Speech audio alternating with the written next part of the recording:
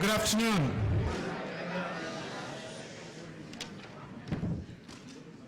Welcome to the University of Arkansas, and a special welcome to the Walton College of Business. I'm the Department Chair for Information Systems in the Walton College of Business. My name is Rajiv Sabarwal. In case you all are interested in pursuing a degree in information systems, please feel free to email me. I'm online, and I check my email very regularly. This particular event, the IT Executive Forum, is organized by the Information Technology Research Institute. Mr. Ed Bradford is the managing director for it. Our associate dean, Dr. Brent Williams, is the executive director for the Information Technology Research Institute as a part of his role as associate dean for outreach and executive education. I welcome all of you here, and this is a very important event. We are very proud to host it. We've been hosting it for a long time, and we enjoy hosting all of you today. Before we talk about the schools that are here, I'd like to introduce our panel, who are senior executives at a number of leading firms in the area. What I'll do is their names are up here, and I'll let them introduce themselves. Carla? I'm Carla Woods. I'm the Vice President of Supply Chain and Logistics Applications at Tyson Foods. I'm Mark Myers. I'm the Chief Technology Officer for the state of Arkansas. I'm Jim Cole. I'm the Chief Information Officer for Arvest Bank. I'm Angie Graves. I'm manager of the Program Management PMO and Products and Engineering for Axiom. I'm Brian Tran. I'm manager of our Legal, Government Affairs, and Investor Relations organization for ConocoPhillips. Andrew Fano, Executive Account Director at Teradata. Patrick Edwards, Information Systems Director at Arkansas Blue Cross. Faye Olson, Senior Director in Walmart Technology. Kent Watson, Vice President of Technology at Matova. I'm Mike Markham, Director of Information Systems at ArcBest Technologies. Let them hold on to it. He can hold on. He can use all the mics he can get. Let's not look at all the schools that are present here today. Who all are here from Bentonville High? All right, welcome.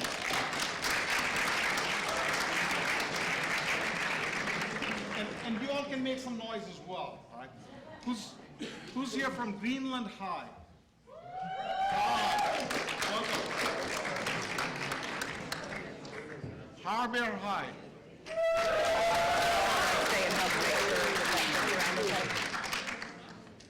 From North Side.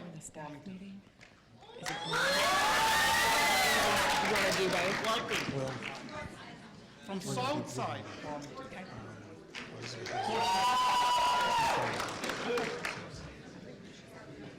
From Springdale High.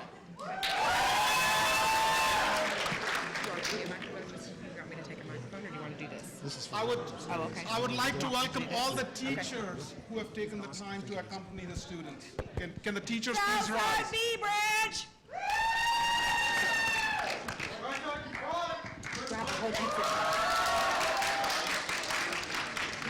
Did we miss any other schools? Take a whole one. Okay. Teachers, all the teachers who are here, could you please rise for a moment? All the high school teachers who are here. Thank you all very, very much.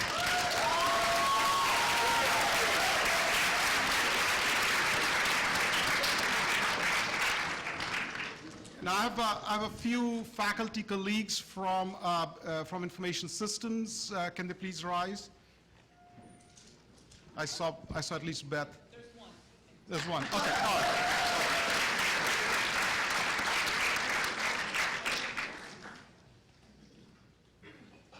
So the Executive Forum is really an opportunity for all of you to ask questions from this expert panel. You could ask them questions about things such as what is information technology, what is a career in information technology, what kind of skills are required in information technology, what do they love about their career, et cetera, et cetera. right?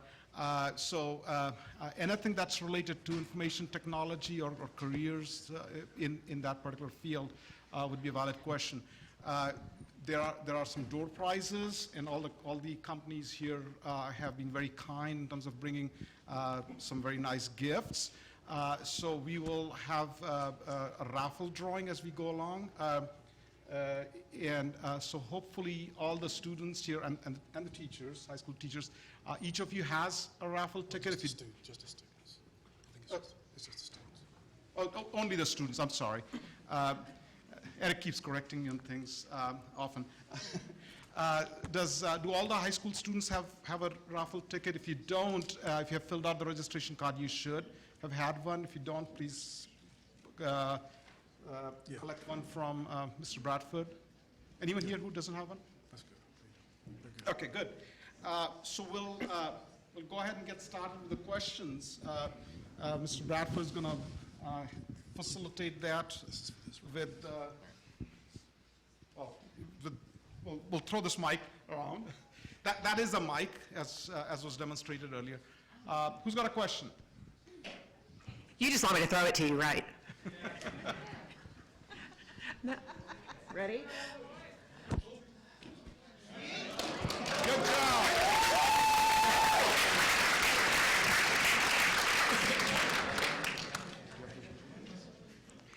So what's hampering the Windows 10 deployment in the workforce? Hampering. That's a question for you. So in Walmart, I'm one of the leaders for Walmart Women in IT, and there's a lot of studies on this.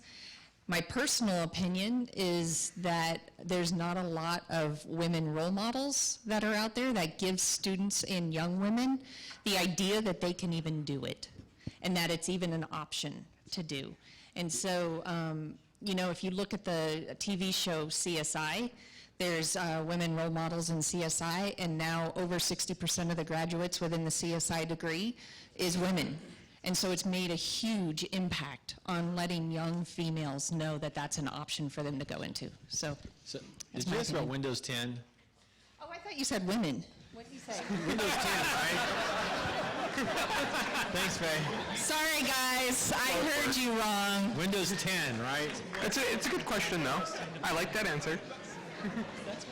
That was a good answer. All right, somebody else take that, because I don't know. Faye a hard time. You have no idea. But Windows 10, I'm sure there's probably some people take a shot at this. But matter of fact, Faye, do you want to take a shot at Windows 10 since you're on the... No? Okay.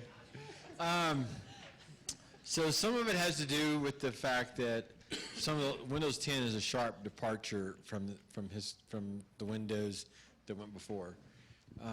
And so some legacy applications really don't have a very native integration with Windows 10. And so you're having to recode things and work with vendors to make sure that they recode things. I mean, I think we have actually something that affects a lot of you in this room at the state level. The Free and Reduced Lunch program runs on an application here in the state of Arkansas, and it is not Windows 10 compliant. And so we're having to literally buy some new hardware and recode the application and synchronize it with the underlying, with Windows 10 in order for it to work. And so that's why there's been, at least in the state of Arkansas, been a slow development rollout of Windows 10. What is Windows 10? We use Macs. I'm kidding. We just put an app in the Windows 10 App Store. It'll be on Xbox soon, too. So we love all technology. I was going to mention when a company has an operating system, and they probably have dozens and dozens and dozens of applications that run on that particular OS. So if you're supporting hundreds and hundreds, maybe thousands of users out there, if all your software isn't compatible, say only 10% of them have an issue, all those people are going to call the help desk and say, I have an issue. So there's really a rigorous testing process that most companies go through. They want to make sure when they roll something out, there are no glitches. Everything's up to snuff, and and there won't be any operational impacts once they implement a new OS upgrade. Next question. And thanks to the entire panel for those answers. Thanks, Faye, Mark.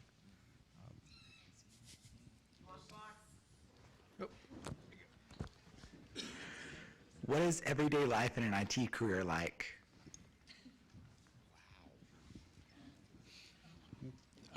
It's pretty much like this. No, it's kind of interesting because I think that it's changed over time. What I would tell you from where I sit, a lot of it has to do with business engagement. So I would tell you that everyday life right now is about understanding where the business is and how IT can meet where the business is going. So that said, a lot of meetings. You know, everyday life is probably 6 hours a day of meetings, several hundred emails, phones that ring all the time. So it's pretty busy. I would also tell you it's 7 by 24. That, you know, with technology, I go home at night and I still catch up with stuff. So whether it's work-related or reading ahead for what's going on in the industry. I'll add that a good percentage of the day you're creating new products or new development, and then also maybe an equal, if not greater percentage of the day is troubleshooting and research. So, you know, if you have a Sherlock Holmes kind of hat, you'll be approached many times as to why did this particular situation happen, and so you'll get to use your creative skills to try to figure out what was the chain of events that caused this certain situation to occur, and it's really rewarding when you can step away from that and know that you solved the problem and you met a need. Yeah, I'll just add on a little bit to that comment. A day in the life is often spent trying to figure out what don't you know, and then how do you apply that to what you do know to solve business problems or to solve any type of problem. So there's a certain amount of work I'm sure that, you know, everyone has and you know you need to complete, but there's always an element of, well, what is about to change? What am I missing? You know, what could we do? Where does this need to go? And you know, you'll be successful if you can be one of the creative, critical thinkers that realizes, hey, there's more to it than just what's in front of me. I would say it's a hard question to answer. I mean, looking at the board, you have several different industry verticals here, which are going to have a completely different way they go to customer, a completely different way they need to manage IT. Now, if they need their Windows 10, they need their servers, they need the financials. There's some commonalities, but really what their day-to-day is going to depend on your industry vertical, probably your role, and whatnot. So you're going to get a lot of different viewpoints. For me, I've worked in enterprise, I've worked in startup, I've worked in digital agency, and it really depends because if you want to be, let's say, a developer, you can sit at your cubicle or your desk or on a beanbag or whatever your company has with your headphones and code all day long. Or you can find yourself in more of a manager or coordinator role where you're in meetings and talking to people all day long. Or you might find yourself in a user experience role where you're working with a customer in technology and the coordinator to try to figure out how to build something someone can actually use. So it really just depends. I'd say, what do you want to do? I would probably do a programming job. Not really sure yet. That's okay. Okay, we'll have our first gift. Mr. Bradford's going to, so I'll have Teradata. So Teradata's going to draw for, they have 2 little gifts to give away. So we'll let him draw. And All right, I'll do the last 3. 3, 3, 2. All right. Come on down. You're the next contestant.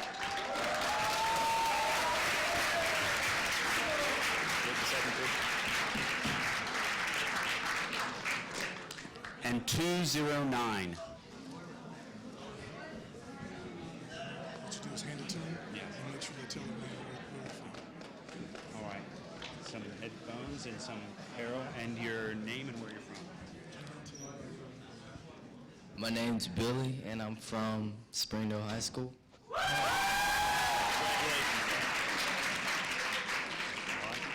Got some Razorback garbs there and headphones. And could you give your name? Oh, yeah. My name is Trey Pollard, and I'm from Farmington High School. Thanks, Andrew, and thanks to our data. All right. 331. Last three to 331.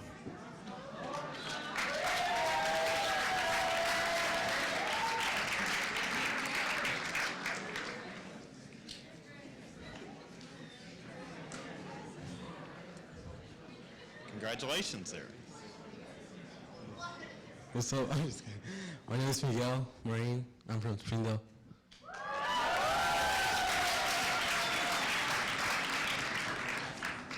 Thank you, Blue Cross Blue Shield. Thanks, Patrick. Thanks, Blue Cross Blue Shield. One more.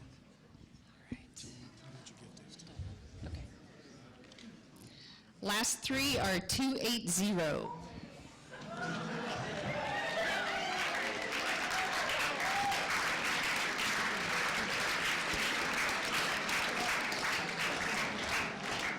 I have a $100 gift card to Walmart.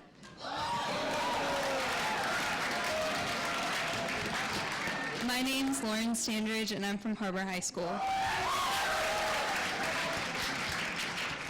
Thanks, Faith. Thanks, Walmart. Okay, time for the next question. In an era where like privacy in a confidential business is really, really hard to attain with computers, how do you combat that? Like I'm assuming using Google for a lot of confidential services is not good, but how do you combat like data breaches and such in a business, of course? So I would tell you, working for a bank, one of the things that we work on very aggressively is protecting our customers' information. So we use a multi-layered defense for that. We basically protect any malicious stuff from getting in. We also do encryption kind of within the core. So we really look at that information that is most vital to our customers and protect it the best. So we have a secure network and basically monitor anything that comes on that network to make sure if it shouldn't be there, it's not going to get there. Yeah, I'd say most of our companies probably have whole teams and divisions that work on that exact problem. So we talked about encryption. If we have laptops, they're probably all encrypted so that if they're stolen, it's just a property loss. It's not a data loss. We also have a lot of monitoring in place where we're looking for hacks, we're looking for penetration of our systems, but a big part of it's training and education too. So we send out a lot of information to employees that says, if you get an email and it says, you've won this, click on this link, don't do it. But people still do it. So, part of it is technology, part of it's education. So. I want to add on a little bit. I work for Axiom, which if you know anything about it, we are a data company. So we deal with this question quite a bit. One thing you may not know is just how much the privacy regulations are coming down from the national government, state government, multiple agencies that oversee this kind of thing. So aside from just the actual security, they've mentioned it's in place at each environment. Data just, by its very nature, has certain rules and regulations that govern who can access it. There's all these types of data. Some is public, some is definitely not. Some is opt-in, some is opt-out. So we have to train our entire workforce, and then a lot of times our clients as well, on what is the permissible use of certain types of data. So there's a lot of time and effort that goes into making sure all those regulations are followed and all of our systems are in place to audit that and ensure that the compliance of that. I agree with everything that's been said. And then on the auditing side, or even how do we control it, at Walmart, if you tried to take a credit card number and scan it into a printer, into an email format, it wouldn't even come through. The systems are just set up to where it won't even let you do that. If you try to email a credit card information, it won't even come through the system. The emails are just scanned at every level. If you take a thumb drive, so much personal data or customer files is taken by either associates or vendors or something like that on thumb drives. You can't upload or download data from your laptops or systems on thumb drives. So there's a lot of controls that are put into place to try to help prevent that type of stuff. I'd say you're never going to prevent it. Unfortunately, a lot of companies aren't even aware of the leaks right now. I mean, we saw LinkedIn, 2012 passwords were leaked. We found this out a couple months ago. It's kind of helpful. And like one of the biggest attacks we're seeing is password reuse. They get your LinkedIn password, and they go plug it in every single other company that takes an email password combo. So that's a very successful hack right now. So a lot of attention will go into monitoring. So we have a lot of shadow IT, we have a lot of software as a service and cloud solutions.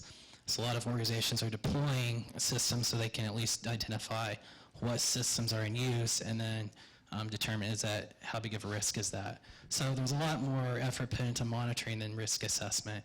And I'm on the app development side in my company, but we do have a cybersecurity part where we actually set up a cyber range for the US Navy, the US Army, and the Air Force. It's basically, think of a flight simulator, except it's a security simulator, and they can actually take your system and run a real threat model on it to train your security staff. So the next part is really security awareness, because in large organizations, I mean, there are companies on stage that have over 10,000 people in IT working on their behalf, and you need every single person as they're thinking through solutions or delivering solutions to understand what risk they're adding, because in IT, when we add a feature, we're also adding a new risk. The risk is in the data, so identifying where that data is. If you can download a report, that's now a report that can go out somewhere. So then how do we detect that? How do we respond to that? All right, I just want to, so all of you care about my security policy because all of you in the room, I have your data. Because for the teachers, right, eSchool sits on my servers, eFinance, all the school financials sits on my servers for all the schools, all the grade books, all of those things. So we take your privacy extremely serious.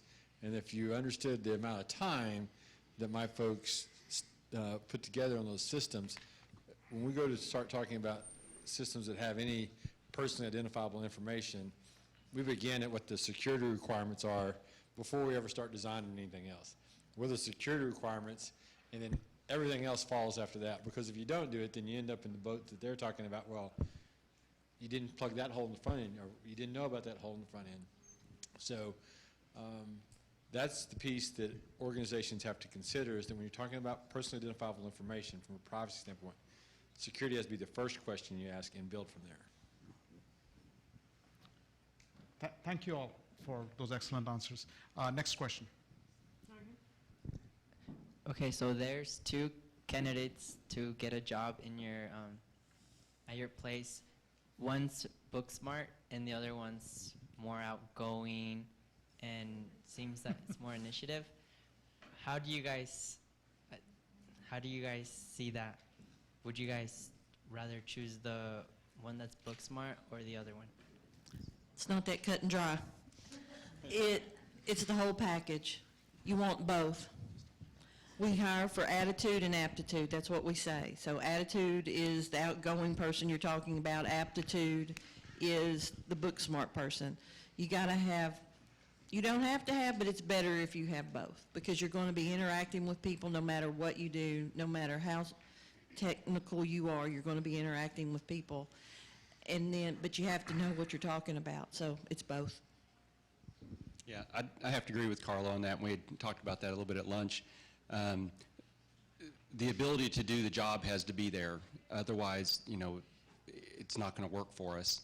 But having some people skills and be able to talk to others, that's also really important to our company as well, because anybody in IT spends a lot of time either talking to their coworkers or they're talking to the business. And so those skill sets and that ability to talk to people are real important.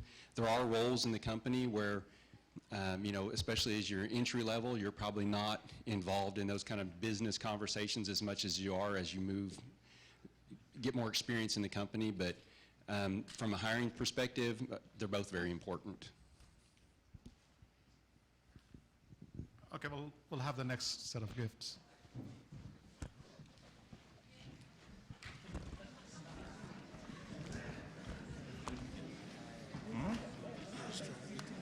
What? A nice lady.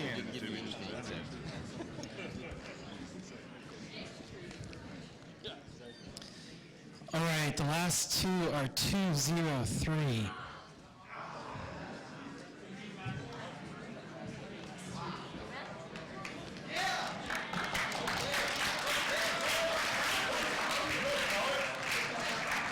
All right, so this is a Raspberry Pi, and if you want a job, go build something really cool in this and impress me. I'm Brad Kiefer from Northside, Fort Smith.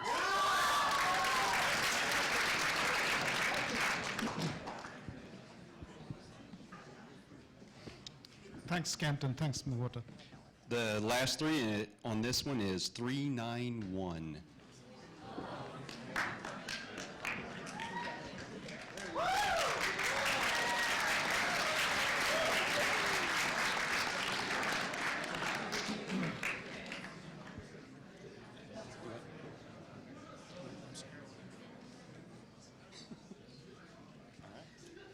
My name is Stephanie. I come from Springdale High School.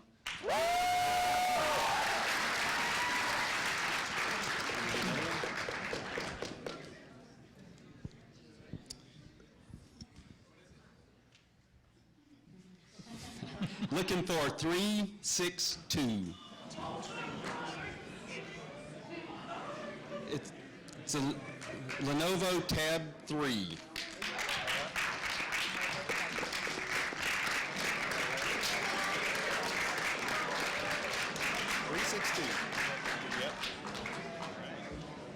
My name is Alex Long, and I am from Bentonville High School. Thanks, Mike. Thanks, Archdust.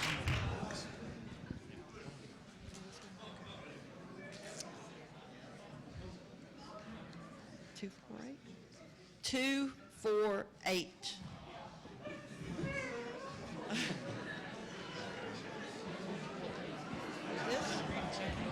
It's a frozen chicken. It's an iPad Air 2 64 gig. My name's Josiah Lee, so I'm from Bentonville High School.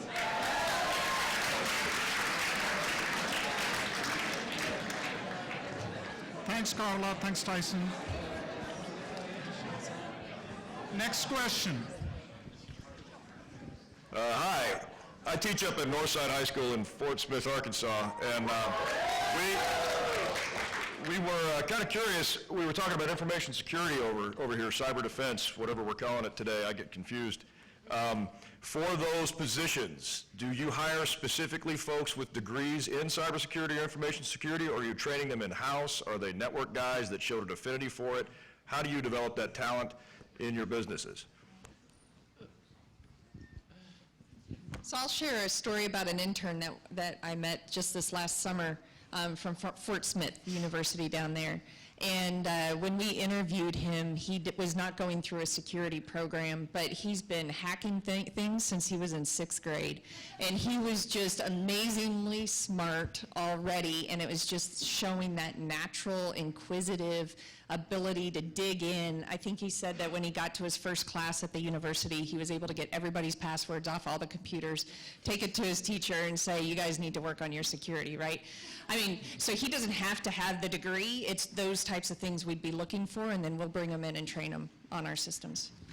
That was kind of a trap question because I host a team called Cyber Patriot. Was that Montana Ruth, by the way? Yes, it is. Okay. He was my technical mentor, but you hired him away from me, so if anybody's interested in providing some technical mentorship for our team and developing this in-house, I would love to talk to you after this meeting. All right. My answer to that is all the above, right? So I would say about half. So first of all, when most of us came out of college, cybersecurity wasn't like a career field you went into. It just didn't kind of exist. There was network security, sort of. And so most people that are senior people in security today, they came up through network security mostly. Not all, but mostly. We do hire entry-level folks that are having certifications and degrees. And then for middle level, we would say that we're trying to hire people that have some experience, maybe they're network security, but they've gone out and got the certifications, the CISSP or something like that in order for them to be a mid-level hire. And I would also throw into that, we look for military as well. So there's some great folks rolling out of the DoD that we are very interested in. Thank you. Thank you all. Next question. I've heard of the term honeypot somewhere. What is that exactly? Hey, cool, they got the mic again. Okay. So, okay. Cybersecurity is sort of my background and my bailiwick. A honeypot is when you create a real-like production environment that you steer a hacker into. And once they're in there, you see how they intend to exploit your system, and so that gives you the ways to defend your system long-term. Call those honeypots. Next question. Yeah. Thanks, Mark. Do you have the box? Yeah. You were asking. Okay. What was the biggest surprise for you guys moving from getting your degree in college to working in the actual workforce?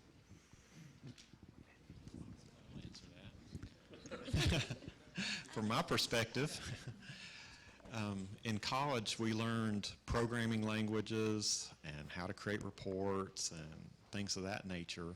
When I came out of school and applied for a job, I started off the first 2 years on a support team.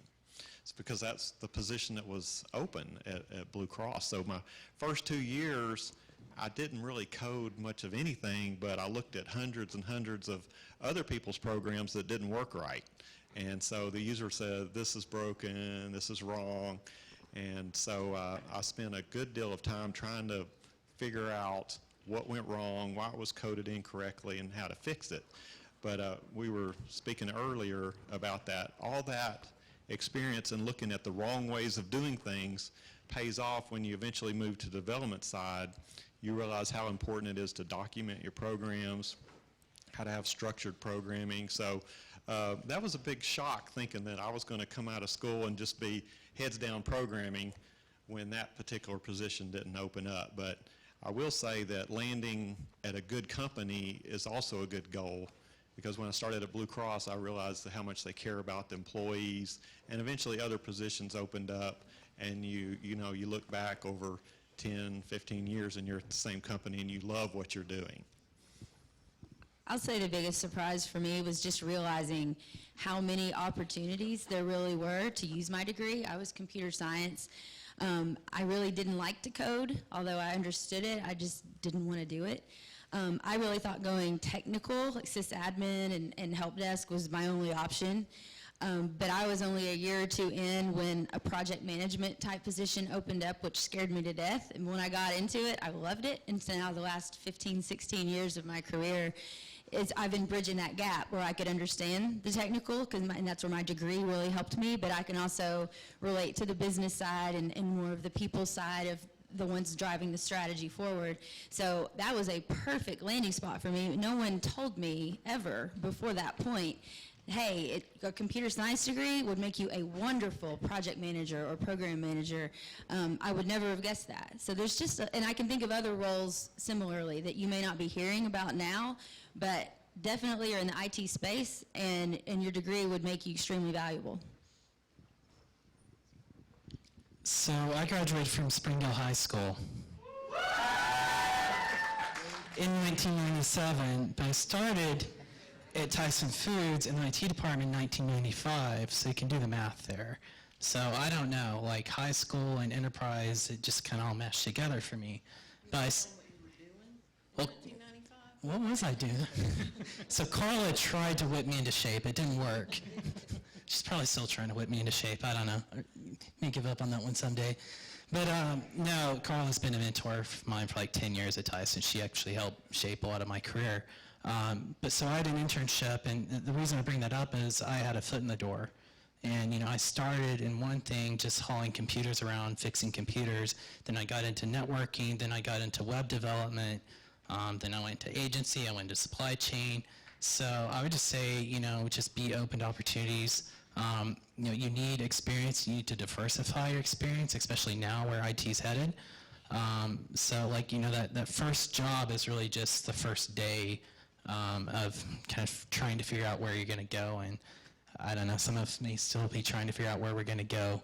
I just say be prepared for surprises. Make sure you're always learning, always looking for new opportunities. And then, you know, we've talked a lot about soft skills. We've had a lot of questions come up from students. You know, how you relate to people, how you communicate, making sure you understand the problem. You know, there's just a lot of these things they may not talk about when you look at your curriculum, but they're very important in the business world. I think one big thing is there's no set career path. I've had 6 different jobs in the past 10 years, all with ConocoPhillips.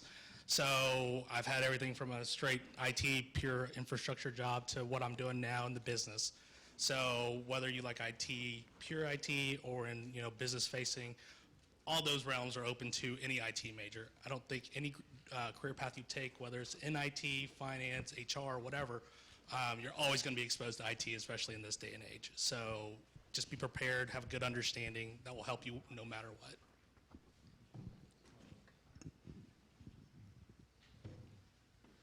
I want to answer the question a little bit differently, maybe. The thing that surprised me the most was what an impact I was able to make, or in a positive or a negative way, when I got to my job. I started out programming on our HR systems, which is where payroll comes from. And you mess up somebody's paycheck, you mess up their whole week, if not their whole month. And no matter where you are in an IT department, in transportation or accounts receivable, whatever you're doing, you can seriously have a negative impact as well as a positive impact. And just knowing that was really sobering for me. It wasn't about I programmed well, I got a good grade. It's I didn't do something well, all these paychecks are wrong. Or right. It's not all negative. I'm still working. Thank you for all those excellent answers. I will have the next set of gifts.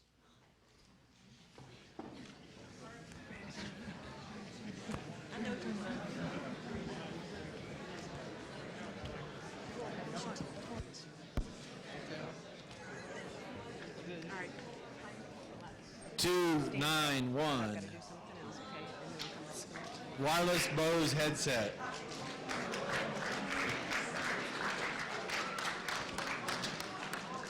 I've already got the next question. She's the ponytail and she's the, okay.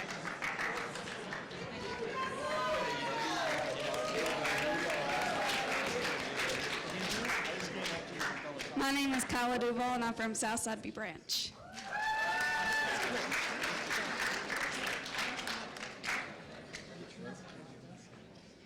She needs you to fill out. Thanks, Mark. Thanks, Arkansas Department of Information Systems. These guys are doing it wrong. You got to create the excitement.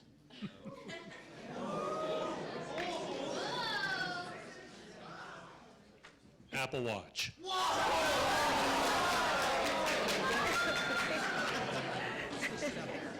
2, 0, 5, 205.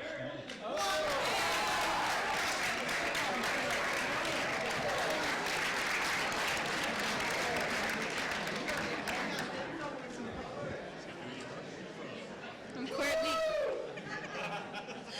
Courtney Murphy from Farmington High School.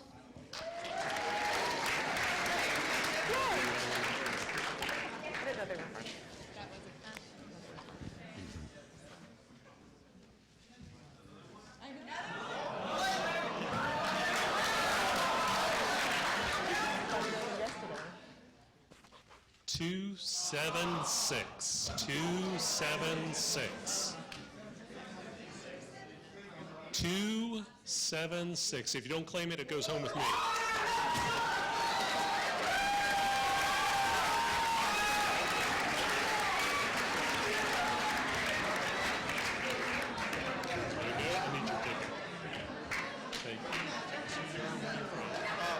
My name is Jonathan Hernandez, and I'm from Springdale High School.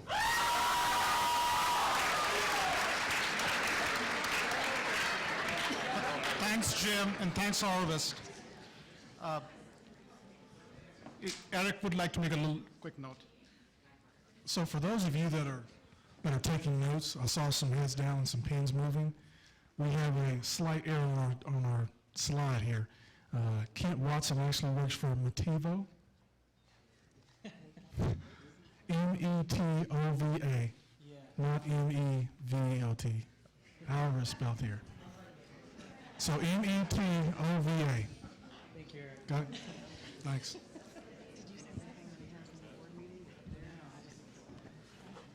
Next question. Okay, so all of you have hit obviously very pivotal points in your career. So what did climbing the corporate ladder look like within IT?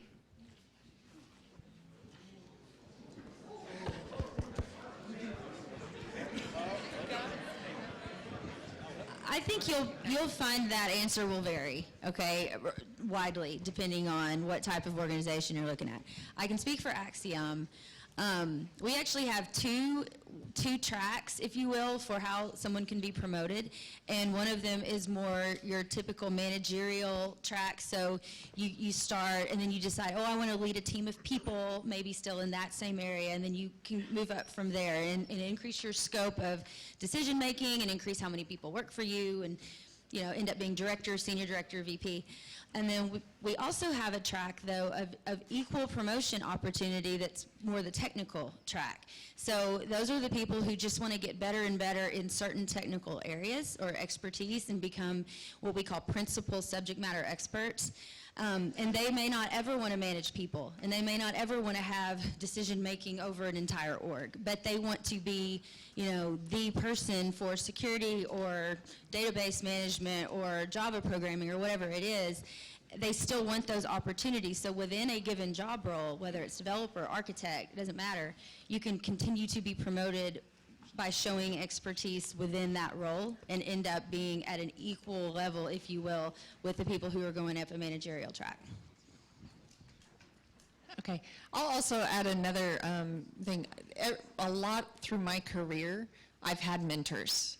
And I've had key mentors at different points of my career. And I would encourage all of you, when you get into an organization, to network and find people that can help you grow and mentor you, and always be open to feedback, because there are those uncomfortable times that you will have to grow as a person and grow in your career, so sometimes it's difficult to take that feedback. But find people who give you honest feedback and listen to it, and get mentors and have them help you throughout your career. And for me, it was very different. I worked for multiple different companies. I started with Micro PC. I was a developer. Then I went to Hewlett-Packard as a developer, went into technical leadership. And then I jumped over to a retailer, Coldwater Creek, and that's kind of where I grew into manager and all the way up the career path to where I am now with Walmart. So mentors have gotten me to those different steps, and I think that's a critical thing to a career. And there's some natural born leaders that just emerge, but those are probably rare.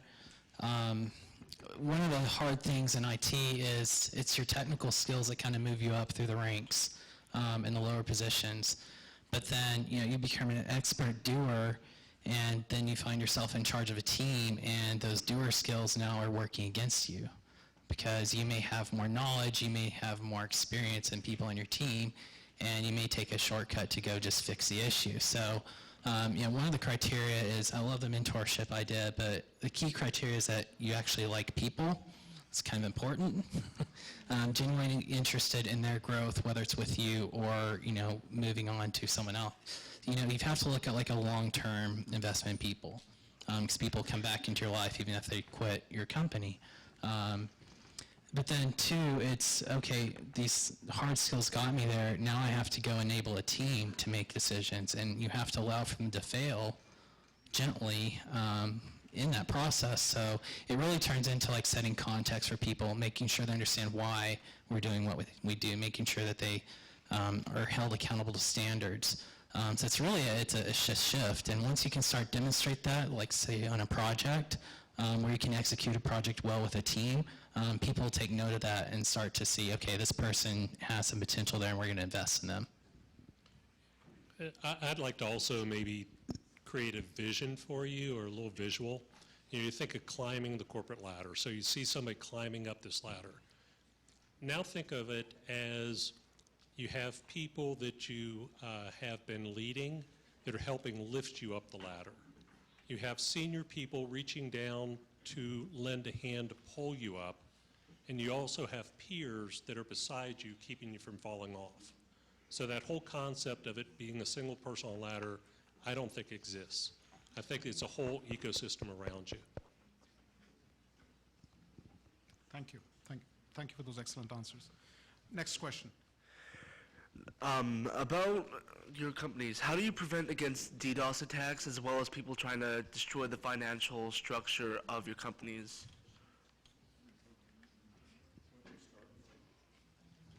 Okay, so that's, let's start with the DDoS attack side, then we'll come back to the other side. So DDoS attack, there are a number of tools in place. Operate one of the largest networks in North America. I have 660,000 users on my network. So we have a pretty large pipe on both the upstream from us and downstream from us. So we work with the carriers directly, the AT&Ts and CenturyLinks and Level 3s, and they put in place tools to offload and block certain traffic when it's picked up. We have some tools in place.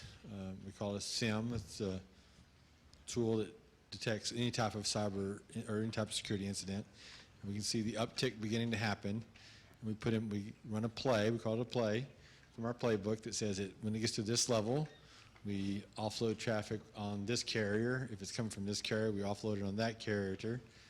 Search for certain IP addresses. We deny those IP addresses the ability to talk to us. And so those are the basic tools. There are other techniques that we use internally to reroute things. Then on the biggest attack vector on the financial side really tends to be phishing schemes.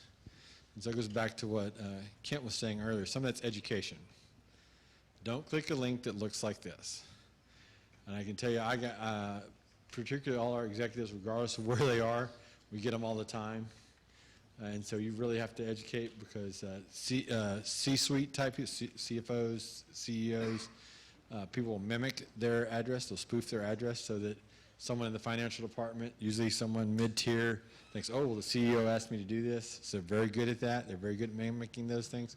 So you have to educate people that, hey, the CEO is probably not going to call and ask you to transfer $14 million. He's probably not going to email you. So you have to do a lot of education around social engineering.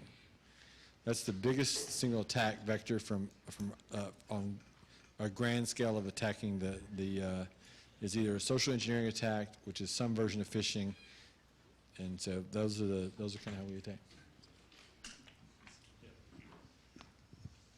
Okay, we'll have our next set of gifts.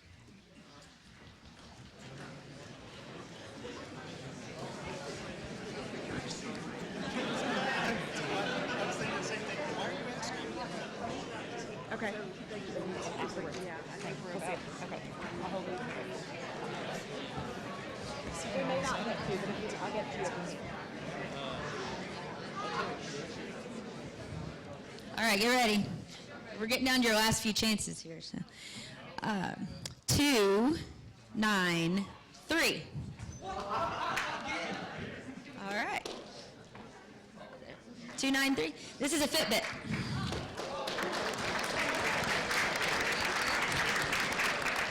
My name is Megan Bledsoe, and I'm with Springdale High School. I'm Sanju. I'm Saxon. All right, here's your last chance. That's for a GoPro. Last 3 digits, 3, 4, 9.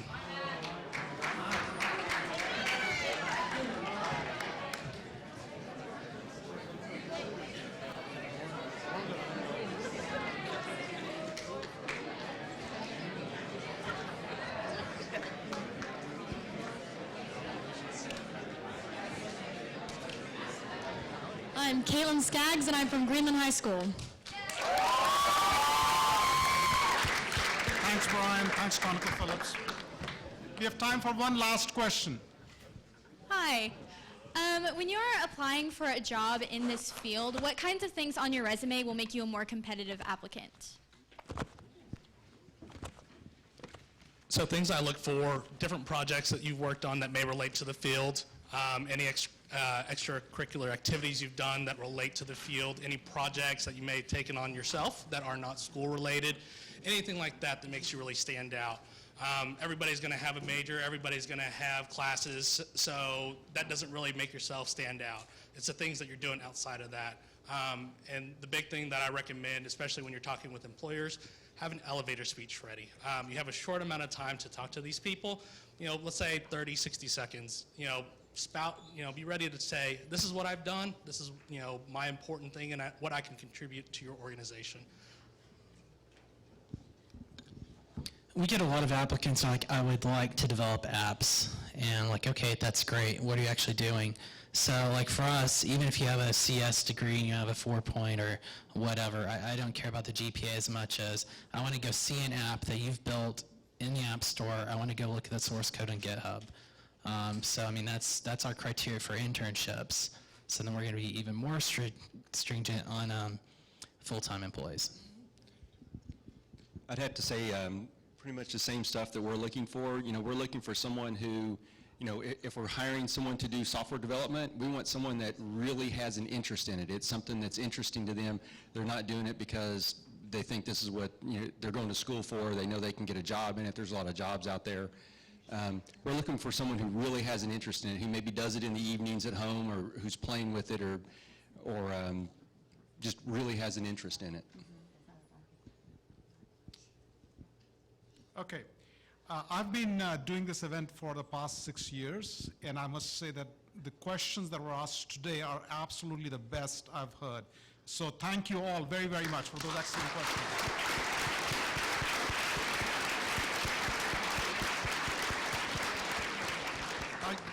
I should also say that I haven't seen a better panel in terms of how engaged they were. These are all very, very busy individuals, as you can see from their titles and the companies they've worked for. So let's give them a big round of applause.